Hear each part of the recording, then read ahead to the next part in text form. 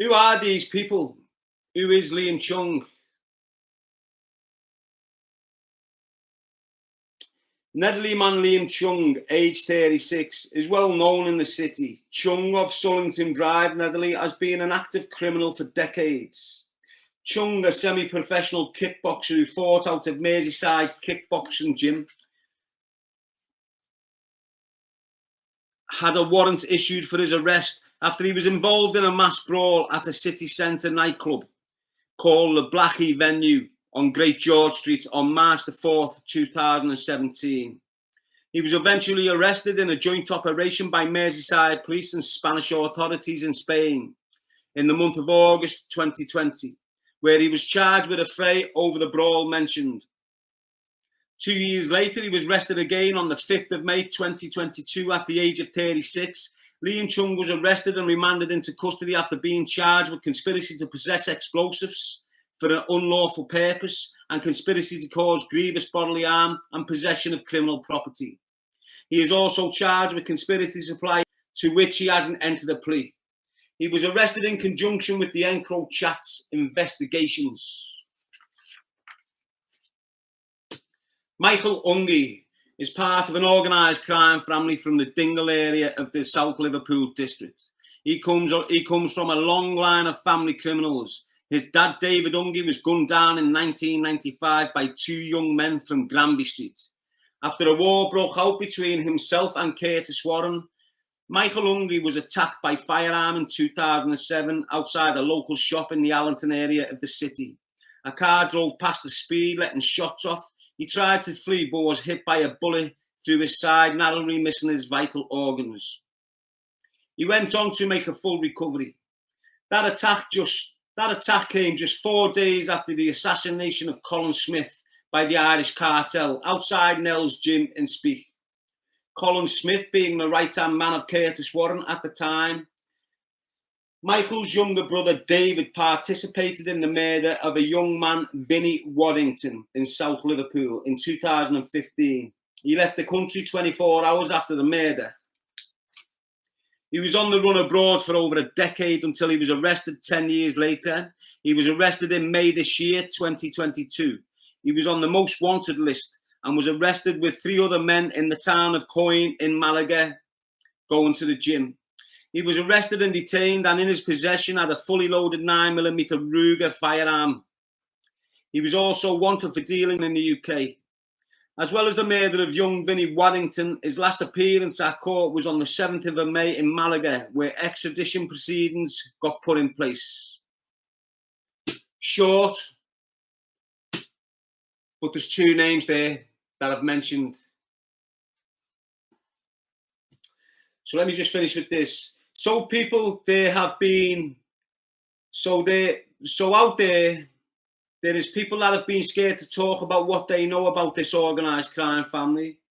Now is the time to share what you know with the authorities, especially the murder of Aaron Lewis and Paul Pike. Thanks for locking in the Real Crime, Real Time podcast. I missed a page of the Lee Sarner case. The Paul Pike murder on the 5th of June 2010.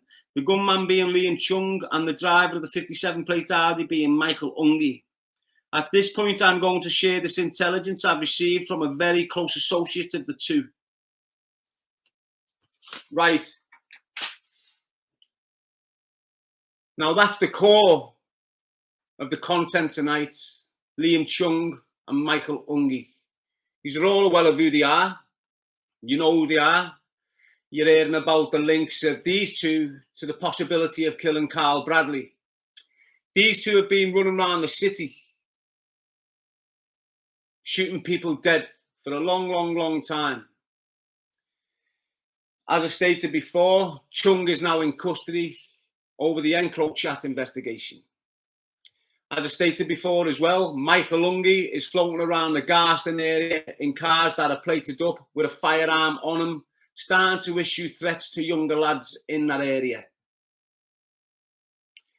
Rita Champion saying Liam is out now. Well, he shouldn't be. He should be incarcerated and locked off for life for the murders he's committed. Sam Rimmer wasn't the intended target in that murder. The intended target was a professional boxer called Harry Kinsella, who was trained by Danny Vaughan's son, Dominic Vaughan. The intended target, Harry Kinsella, is 21 and spent years of his teenage years in prison for a Section 18 stabbing. He uses the name Harry Kinney for boxing to hide the criminal Kinsella family name.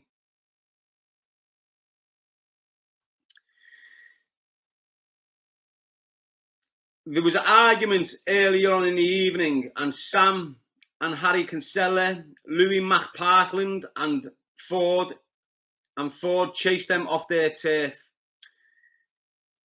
They arranged a fight later on that evening between two groups, and Kinsella's group was waiting with machetes and knives. Then the gunmen turned up on electric bikes and fired in the cul-de-sac, aiming for Harry Kinsella, but killed Sam.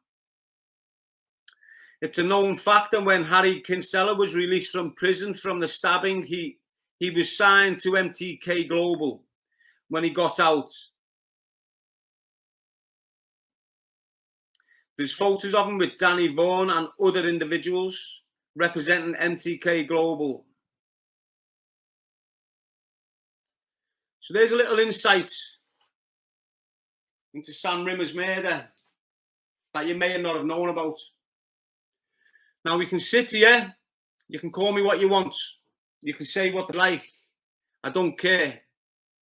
I'm in firm belief that the gunmen in the two murders I've just spoke about and the attempted murder of Lee Siner was Chung. The driver of the vehicles to get Chung to and from the scene was Michael Ungi. These two rats do nothing but peddle misery around the city. On top of peddling the misery, where they get the finances from, they're running around shooting people dead. Do you think it's justified? Do you think it's okay to do so? Do you understand what's going on in the city with the amount of people being shot dead? The wall of silence that everyone adheres to in the city of Liverpool needs to be broken down. Why does it need to be broken down? Because there is multiple families, once again, living in trauma. They don't know what's happened, where's happened, and why. It's important that someone like me is standing on a pedestal, raising awareness to this is ravaging our city and destroying it. It's destroying the credibility, it's destroying the communities, and most importantly, it's destroying the environment for the children that are being raised in them. The amount of influence that these organised crime groups have upon our communities is terrifying. The influence on the young kids to participate in violence and everything that comes with it. The amount of kids that are being sacrificed and lifed off because they're adhering to this wall of silence is appalling. I don't know why no one else can see what I'm seeing.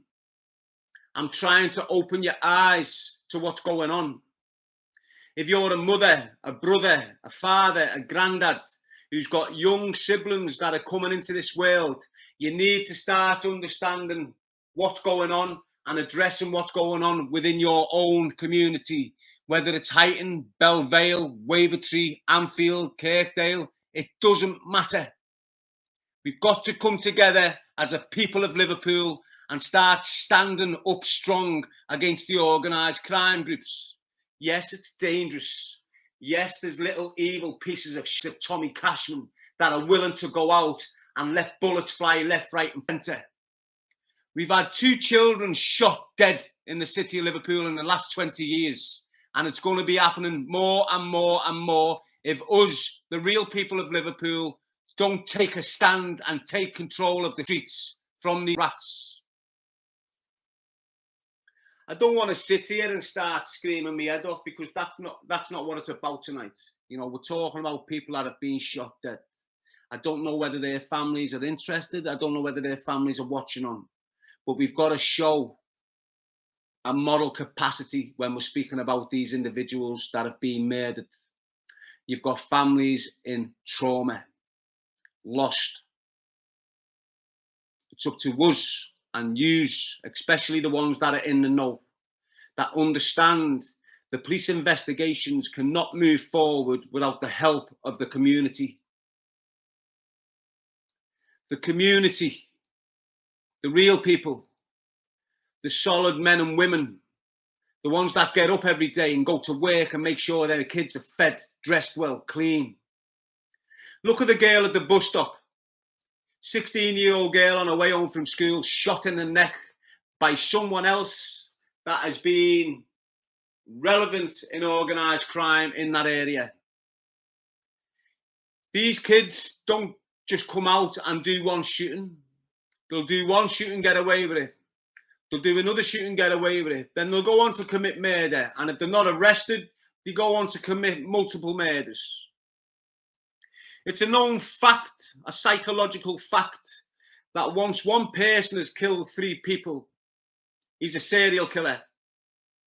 And I'm looking at Liam Chung, and he's got a body count of about 5 people. He is a serial killer, whether he's like it or not. I don't care about his family or how they're going to treat me. The bottom line is Liam Chung is a cold-blooded murderer, and he needs bringing to justice before he goes on and kills anyone else.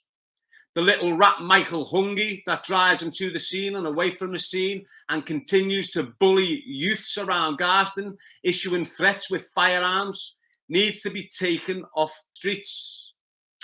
The police have a job to do. They have a duty to adhere to. Unfortunately, they can only go so far in their investigations, and then they're hitting a brick wall. That brick wall is the wall of silence that we're all raised upon. You've got multiple young lads that's been manipulated, groomed into violence, going out, doing what they're told to do. Once they do what they're told to do, they're being arrested, they're keeping their mouth shut, and they're getting 20 years in custody, 25 years in custody. These young kids have been getting groomed since the age of 15 and 14. What are you going to do about it? I can sit here every day and scream about it. I can do my best to raise awareness about it. But nothing's going to happen unless the communities where these murders have happened come together and start taking a stand against your local dealers.